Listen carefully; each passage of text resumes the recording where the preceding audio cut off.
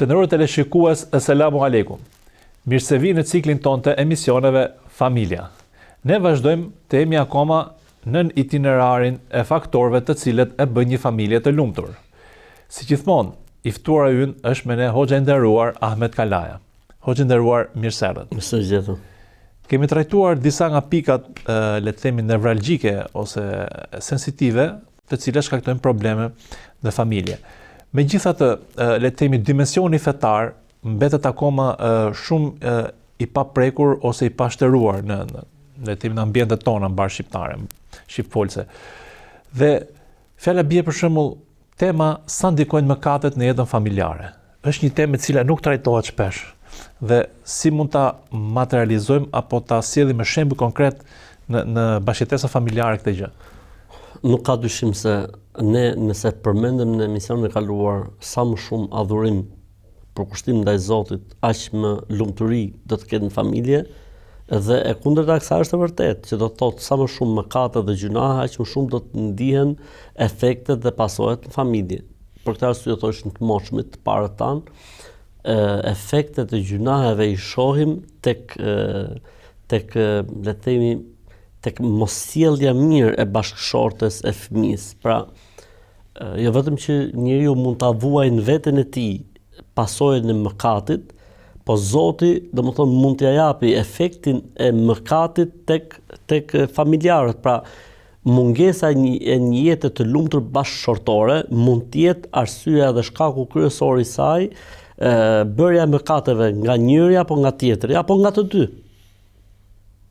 Për këtë arsye ka një hadith shumë interesant që thotë, kur dy veta duan për hir të Zotit, nuk po flasim për bashkëshortët tani, kur dy veta duan për hir të Zotit, ftohen dhe ftohet kjo dashuri për hir të Zotit për shkak të mëkatit që mund të bëjë njëri prej tyre. Bukur.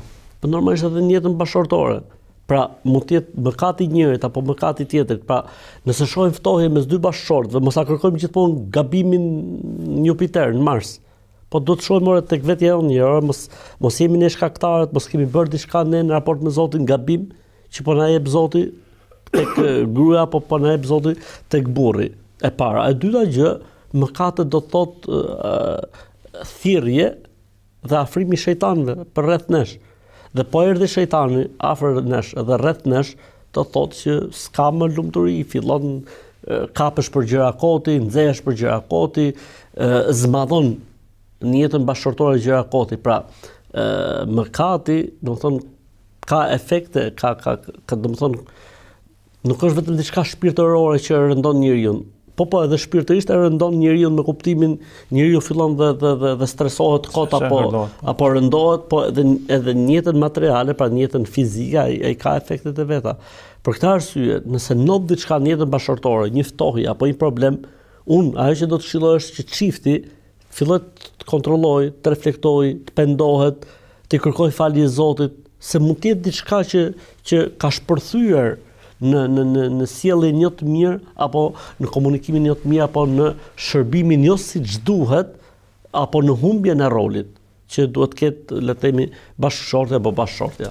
Në fakt ka dhe një gjë interesante që Umar ibn Khattabi shkruan të ushtrive islame, i thoshte keni kujdes mëkatet dhe sidomos namazin, thoshte, sepse ata janë më disiplinuar se ju, dhe ju jeni më devotshëm se ata, por nëse bëni mëkate, thoshte, disiplina atyre do e mundi devotshmërinë tuaj. Pra pak a shumë dhe lufta që ka jeta familjare me shejtanin, se dinë dhe hadithet që shejtani çiftin synon të ndaj, dhe ato janë dhe thelbi i magjive kryesisht në botë. Le të themi, pra është i jep mundësi atij që të ketë pushtet ndaj teje, pra me anë të mëkateve dhe krijon ato problemet pastaj që i dim dhe që po i trajtojmë.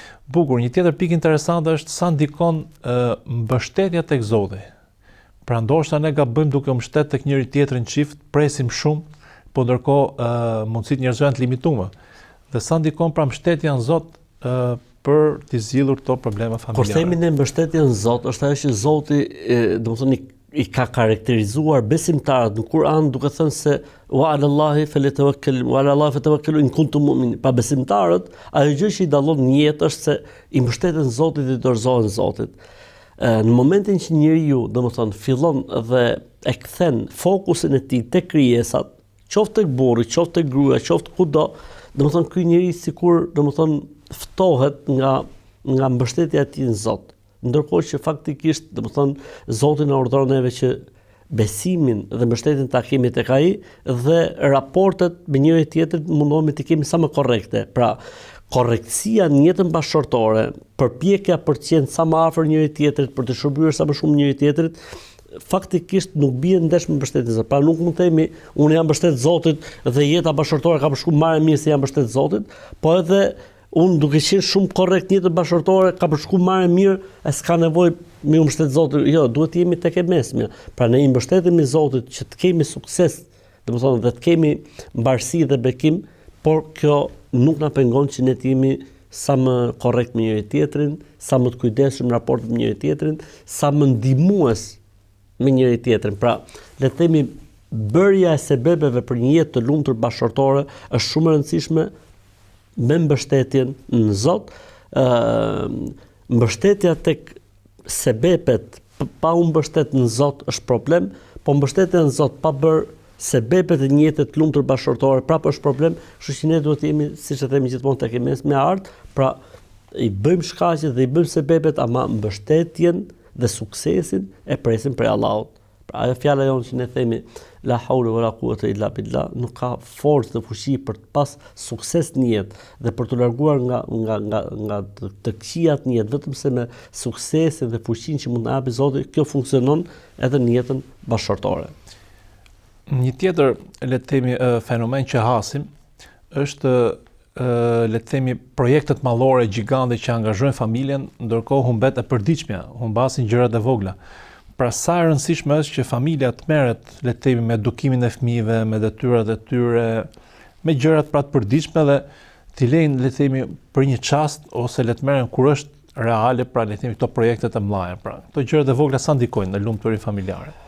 Nuk mund të ngrehet një kalanç ose nuk merremi gur më gur në bërjen e kalas. Kështu është edhe puna e projekteve të mëdha që ne kemi në jetë, domethënë. Ne nuk mund të kemi, domethënë, fëmijë apo nuk mund të kemi një familje të suksesshme apo nuk mund të kemi pritshmëri të mëdha nëse nuk merremi me çdo detaj. Për këtë arsye në Islam, domethënë, edukimi i fëmijës, ushqimi me besim i fëmijës, një jetë e shëndetshme brenda familjes është shumë e rëndësishme për atë që ne presim nesër prej brezit që do të rritet. Për këtë arsye ne themi gjithmonë që puna më e rëndësishme që ka një femër është të edukojë fëmijët e saj, t'ju përkushtohet fëmijëve të saj, t'ju ushqej me dashuri dhe me mishuri dhe me besim fëmijët e saj. Pra puna më e bukur që mund të bëjë një femër dhe puna më e mirë që mund të bëjë një femër është të merret me fëmijët e saj. Sesa fëmijët tanë të edukojnë njerëzit e tjerë cilëve ju mungon dhimbshuria dhe dashuria. Kështu që domethënë ne duhet merremi me çdo detaj të jetës së fëmijëve tanë, sepse ky detaj nesër do të bëj dallimin. Ky detaj nesër do të bëj, si më thon, edhe momentin e lëvizjes të tij pozitive për veten e tij dhe për shoqërinë e tij. Kështu që nuk duhet ta nënvlerësojmë këtë gjë. Kjo është parësore, kjo është më e rëndësishmja. Për këtë arsye pejgamberi sa më mësonte se ti mësojmë fëmijët tanë si të marrin abdest, si të pastrohen, si të falen, si të komunikojnë me njerëzit, si të ulen, si duhet paraqiten kur vinë mysafirë kështu me radhë. Pse? Sepse kjo nesër do të ndikojë në karakterin e këtij fëmije dhe se si ai do të ngrej familjen e tij dhe se si ai do të ndërtojë jetën e tij më pas. Bukur. Sa ndikon përtatësia le të themi në problemet bashkëtorë në çift? Përtatësi qoftë në shtëpi duke ndihmuar çiftin njëri tjetrin apo duke mos bërë për shembull detyrat që kanë për të bërë brenda shtëpisë, por qoftë dhe papunësi dhe jashtë shtëpisë.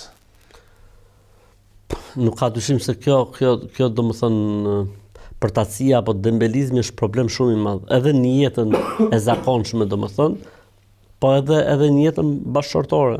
Domethënë mos prit gjithmonë nga tjetri që ai të t'i bëj gjërat. Pra je dhe ti ai i cili kontribon. Je i pari që bën, je i pari që kontribuon. Ndoshta duhet një moment që ti ta bësh që para tjetër të ndërgjegjësohet. Për këtë arsye, domethënë kur e pyetën nënën e besimtarëve Aishën, i thanë, ore pejgamberi sa në shtëpisë çfarë bën? Ajo tregoi që ai bënte një jetë shumë interesante. Pastronte, qepte, milte, domethënë delet, domethënë një jetë shumë interesante. Pra nuk e ndante si më thon punën e tij në familje pejgamberit selam me punë të burrave dhe punë të grave. Nuk kishte kështu ndarjesh, domethënë. Kështu që përtacia është element problematik faktikisht, domethënë, është problem shumë i madh. Kështu që nuk mund të ketë sukses dhe nuk mund të ketë lumturi në familje që ulet këmbë-kryq në atë familje përtacia dhe dembelizmi. Përderisa ne mendojmë se kemi një projekt shumë të rëndësishëm që e kënaq Zotin, që është familja, përderisa ne mendojmë se duam fitojmë xhenetin, nuk ka qetësi. Pra me kuptimin, duhet jemi ne ata të cilët angazhohemi, duhet jemi ne ata të cilët e bëjmë të parë, duhet jemi ne ata të cilët nuk lodhemi. Pra nuk ka qetësi kjo botë. Dhe nga krahu tjetër është dhe ekstremi tjetër. Pra le të themi angazhimin punë me orë gjata larg familjes, ose dhe ata që punojnë në shtëpi nuk merren fare me familjen. Pra le të themi dhe ky ekstremi tjetër, sa ndikon kjo pjesë? Normalisht ndikon shumë. Pra, domethënë, në momentin që ne nuk dim të bëjmë renditjen e gjërave në jetë, sipas asaj që thuhet gjërat e rëndësishme dhe urgjente, gjërat e rëndësishme jo emergjente, jo urgjente, dhe gjërat që janë urgjente po jo të rëndësishme, dhe gjërat e pa rëndësishme dhe jo urgjente. Kështu që ne nga njëra angazhohemi me gjërat e pa rëndësishme dhe jo urgjente dhe lejmë bazdore gjërat e rëndësishme dhe që janë urgjente. Të rish në familje, të shohin fëmijët në shtëpi, të pish një çaj me ta, të shohësh se si ka qenë, domethënë, ecuria e tyre në shkollë. Unë mendoj se kjo është, domethënë, e rëndësishme dhe emergjente, domethënë. Kështu që ne nga njerë kemi kohë të harxojmë, le të themi jashtë shtëpisë, orë të tëra për asgjë, ndërkohë që nëse gruaja na shfaq një problem që kanë fëmijët, apo fëmijët na shfaqin një problem, neve na duket një kohë shumë e gjatë, na duket se po humbim shumë kohë, ndërkohë që kemi humbur shumë kohë atje ku nuk ishte, domethënë, diçka e dobishme dhe interesante. Kështu që përveç angazhimit ton, le të themi, për të pas fëmijët tanë, apo familja jonë një jetë sa më të mirë dhe komode, për sa i përket, le të themi, të jetuar rit, duhet ne që të japim përparësi kësaj pjesës së prezencës tonë, pjesës së interesimit ton personal. Domethënë, fëmia ka nevojë të fiksojë ca gjëra nga jeta e babait të tij, nga jeta e gjyshit dhe gjyshes, nga jeta e dajës, nga jeta e xhajës, nga jeta. Pra ka nevojë fëmia të marrë disa, le të themi, disa si themin e pikla ose disa cifra. Disa gjëra që këto pastaj do të ndikojnë në formimin e tij. Kështu që kjo është shumë e rëndësishme. Kjo është tepër e rëndësishme që ne të jemi pranë, të jemi aty, të gjendemi aty, të dëgjojmë vetë, flasim vetë dhe normalisht duke mos neglizhuar të pjesë që është pjesa e plotësimit të nevojave materiale që ka familja, por edhe e plotësimit të nevojës të qenit me trup dhe me shpirt pranë tyre. Me që ju përmendët në fakt aspektin kohor, që i dedikohet familjes, shoqërisë, punës, le të themi, unë do t'ja vetëm diçka tjetër, më thonë që mos harroj. E diti që mu më vinë njerëz që thonë nuk nga përqafuar asnjëherë babai ose nëna, ose s'm ka puthur ndonjëherë. Çfarë po rritet, subhanallahu, si do të rritet ky fëmijë? Ky prind mund të jetë dikush i jetë, në momentin që s'di të afrojë fëmijën e vet, në momentin që s'di të përqafojë fëmijën e vet, do të thonë çfarë po bën ky njeri? Çfarë do të kujtojë ky fëmijë nga prindi i tij? E vërtetë është problem edhe ky në fakt që ekziston shumë edhe është i përhapur në mas, nuk është izoluar le të themi, por që është rritur një lloj brezi aty. Dhe po thoshim që si e ndante profeti sallallahu kohën, pra dedikimin ndaj shokëve, ndaj familjes, domethënë si ishte kjo pjesë? Roli i pejgamberit alayhis salam ka qenë rol më i veçantë në kuptimin A ishte i angazhuar me shpalljen, ishte i angazhuar me transmetimin e shpalljes, ishte i angazhuar me mësimin dhe edukimin e njerëzve. Ne nuk jemi të gjithë në këtë rol e para gjë. Pavarësisht e prapë bonte punë shtëpie. Bravo.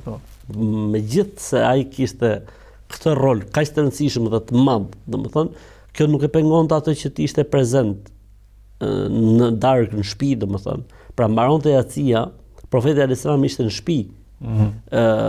Profeti alayhis salam gjendej në shtëpinë e tij. Pra gjatë paradites ke transmetime të sakta që pejgamberi sa ishte në shtëpinë e tij. O do të merrem me ndonjë punë, në biznes apo diçka le të themi, ose do të ishte në shtëpinë e tij. Pra pejgamberi alayhis salam, po mos ishte me shpallje, po mos ishte me transmetim shpallje, po mos ishte me mësim dhe me edukim, ishte në shtëpi. Në fakt është lexuar diçka që cirkulon në rrjetet sociale, nuk e di sa e saktë është, që thotë një pjesë e dedikonte familjes, një pjesë e dedikonte le të themi daljes jashtë pra dhe thirrjes islame, davetit, punëve të shtetit. Është treguar ose është thënë nga të parët tanë se njeriu jetën e tij do ta ndajë në 4 kohë ose në 4 fasha le të themi. Një orë, pra një pjesë, më thon për Zotin. Një pjesë për jetën, pra me kuptimin të furnizimit etj. Një pjesë për familjen dhe një pjesë për veten tënde, pra për të reflektuar. Dhe kështu faktikisht duhet të funksionojë gjëja, domethënë.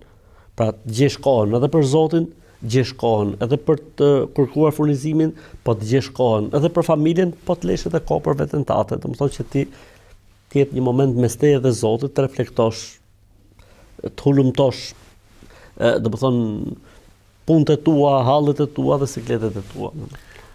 Në fakt ka një tjetër hadith interesant që thot profeti sallallahu alajhi wasallam të duash për tjetrën atë që don për vete. Pra nuk beson ndonjëri për jush. Dhe si mund të mishërohet kjo në çift duke ditur se zakonisht çiftet e marrin si armik ose si rival njëri tjetrin. Janë gjithmonë ngar. Kush i ka për shumë gabime tjetrit.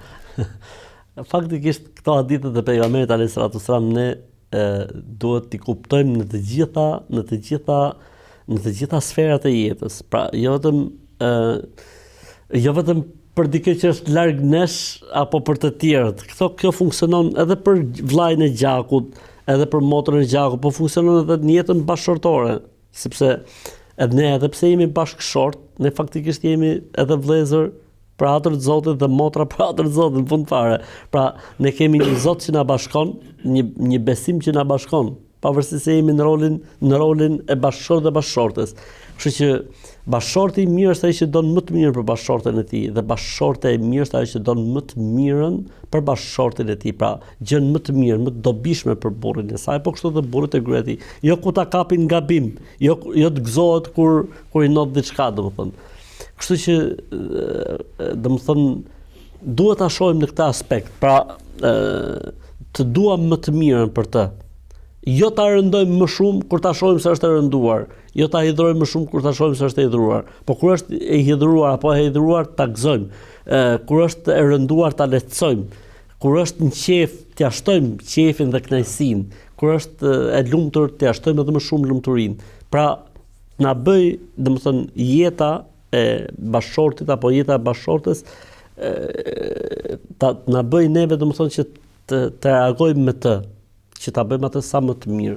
Kështu që hadithi është me vend dhe hadithi është në vendin e duhur që s'ka besuar asnjëri për ju derisa doj për tjetrën atë që don për veten e tij dhe në këtë rast në jetën bashkëshortore funksionon edhe ky hadith e pejgamberit alayhis salam. Interesante dhe shpesh për shembull njerëzit nisen edhe nga paragjykimet. Pra thot, ma bëri këtë për këtë arsye, po unë e di pse e theti këtë, pra sa vlen ai hadithi që aja çave zemrën dhe peça kishte në zemër, pra domethënë nuk duhet t'i japim derën shejtanit. Domethënë momentin që ne fillojmë dhe mendojmë, paragjykojmë, i kemi hapur derën shejtanit. Ma bëri këtë për këtë. Po. Vetë Zoti e tha në Kur'an, kur folën në surën Al-Hujurat, ja ayyuhalladhina amanu ijtanibu kathiran min adh-dhann, o që keni besuar largoni ose mos u kapni me paragjykimet, me hamendësimet. Pejgamberi sallallahu alajhi wasallam tha hamendësimi apo paragjykimi është gënjeshtra më e madhe e cila domethënë e angazhon njeriu nga e vërteta. Kështu që ne domethënë duhet të trajtojmë gjërat më thjesht, nuk duhet mendojmë se patjetër duhet të ketë një prapavi apo një qëllim në veprimin që u bë, sepse mund të jetë edhe natyrshëm, mund të jetë edhe momentit, mund të jetë edhe spontane, domethënë, sepse ne njerëz jemi, gabojmë dhe jo, domosdoshmërisht për çdo gjë duhet të ketë një arsye. Kështu që duhet më marr gjërat më thjesht, domethënë duhet më marr gjërat më natyrshëm. Nuk do të bësh shumë analiza politike pse e bëri këtë sjellje, pse e thau, do të jeni çik më pra ajo që thamë dhe shpart, ta dush për tjetër të që don për vete, pra ta mendosh më të mirën, pra ta justifikosh, të gjesh justifikimin. Po, absolutisht. Atëherë bëjmë një shkëputje shkurtër dhe rikthehemi sërish në studio.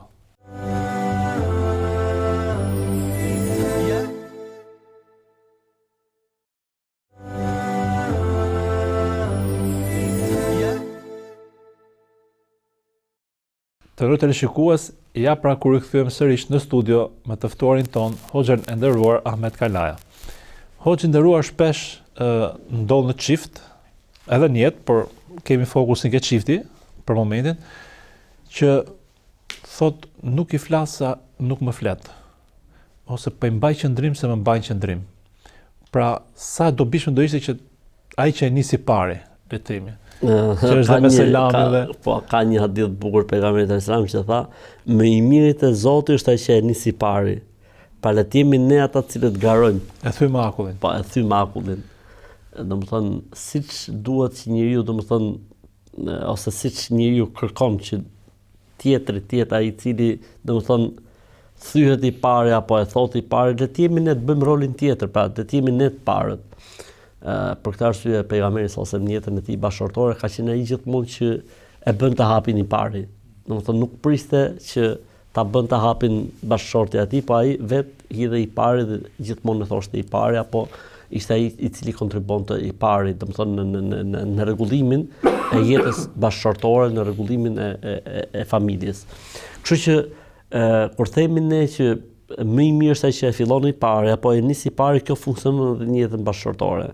Kështu që nëse ka diçka, sepse është normale që në jetën bashkëshortore të ketë momente, ai i cili është më i mirë te Zoti është ai i cili e hedh hapin i pari. Kështu që ne duhet ta mendojmë gjën, domethënë edhe të fitoj kënaqësinë e Zotit, si të jem më i mirë te Zoti, atëherë le të jem unë ai i pari i cili do të fali, unë ai i pari i cili do të toleroj, unë ai i pari i cili do të zbres nga e drejta ime në emër të familjes dhe në emër të dashurisë edhe të kaluarit mirë, si më thënë. Me që jemi ke pjesa e parit, kjo le të themi është në një moment kur çifti është gjak ftohtë.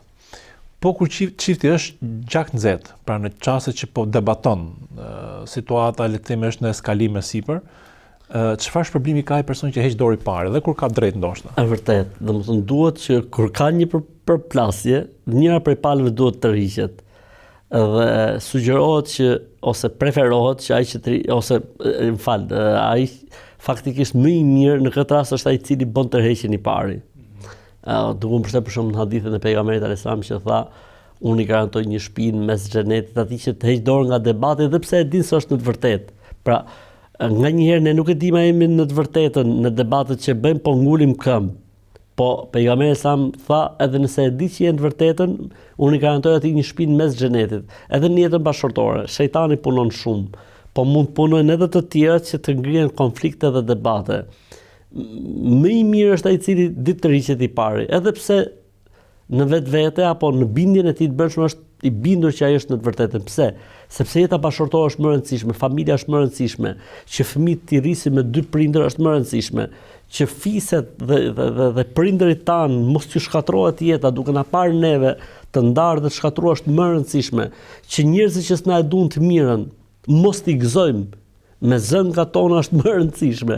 Kështu që domethënë duhen parë në këtë prizëm, pra nuk duhen parë, si më thënë, nuk duhen parë si përplasje se kush del i fituar. I fituar në një përplasje në jetën bashkëshortore është vetëm shejtani i mallkuar. I fituar në një përplasje në jetën bashkëshortore janë vetëm armiqtë e familjes. Nuk ka të fituar, domethënë edhe nëse ti do të fitoje në debat apo në konflikt, faktikisht aty ka filluar një çarje. Edhe nëse bashkëshortja do të fitonte me kokforcinë e saj, me këmbgulin e saj, edhe nëse do ta vërtetonte që ai ishte në fund fare ka ngel një krismë aty, ka ngel një çar. Atëherë mos ta çojmë situatën deri aty. Le të tërhiqemi. Ore ky hadithi që thot pejgamberi Islam, unë i garantoj një shtëpi mes xhenetit, kush tërhiqet nga debati, edhe nëse është në të drejtë. A nuk vlen dhe për jetën bashkëtorë? Pse kjo vlen vetëm kur jemi në punë, kjo vlen vetëm kur jemi në shkollë, apo vlen edhe për jetën bashkëtorë? Po kjo vlen kudo në jetë, edhe në marrëdhënien e prindit me fëmin, edhe në raport me punën, në raport me kolegun, po edhe në raport me jetën bashkëtorë. Kështu që dikush duhet ta ndërmarrë i pari hapin, që të tërhiqet, të ndikojë për mirë. Kështu që, domethënë, gjithmonë unë them, nëse ne jemi, domethënë, kemi kuptuar shumë mirë fen dhe besimin, unë mendoj që jeta jonë bashkëtorë do të ketë dimensione të tjera dhe shumë gjëra domethënë do të anashkalohen dhe do të kuptohen shumë më ndryshe nga që mund të shihen në një jetë e cila nuk ka brenda besimin dhe udhëzimet. Po, diskutohet. Por është dhe aspekti tjetër, pra nëse këmbgulet në gabime, nëse ka shumë gabime, kur do të ndryhet bashkëtorët? Pra deri në çmas duan toleruar gabimet që le të themi pra truhet dhe harmonia familjare. Ne duhet të kemi parasysh diçka, domethënë këshillimi është gjë tjetër. Pra unë kam për detyrë ta këshilloj bashkëshorten time dhe ajo ka për detyrë të më këshillojë mua. Kjo është gjë tjetër. Por domethënë zmadhimi i gabimit më shumë sa duhet ose dhënë rëndësi më shumë se sa ajo e ka rëndësinë, ky është problem. Ndërkohë që ne duhet të këshillojmë, ndërkohë që ne duhet të jemi këmbgulës që situata të përmirësohet. Durueshëm dhe. Po, edhe durueshëm e kështu me radhë. Po kjo nuk do të thotë që ta çojmë situatën në konflikt. Pra, si më thënë, unë për shembull më bën shumë pyetje, për shembull, nëse unë e shoh në këtë gabim, them detyra jote është ta këshillosh, kaq. Nëse ti e ke këshilluar, do të thotë se ti para Zotit je në rregull. Po ai nuk hoqi dorën, nuk kam thënë disa herë, ai po e përsërit. Ti e ke bërë detyrën tënde përpara Zotit. Pra ti me Zotin je në rregull, sepse e ke këshilluar. Pra ne jemi të obliguar të këshillojmë dhe jo të korrim rezultatet e këshillës. Okej, para tjetër është obliguar që kur dikush këshillohet ta pranoj këshillën. Okej, po ja hasëm në një palë e cila për shembull nuk e mori këshillën. Ne çfarë duhet bëjmë pastaj? Do të shkatërrojmë familjen, do të shkojmë divorc, jo. Duhet bëjmë sabër, duhet bëjmë durim. Okej, ka ca gjëra pastaj që edhe mund të jenë shkak në shkatrimin e familjes, në ftohjen e dashurisë kështu me radhë, por ne po themi kur nuk është situata e tillë, kur nuk ka shku situata deri në atë faze.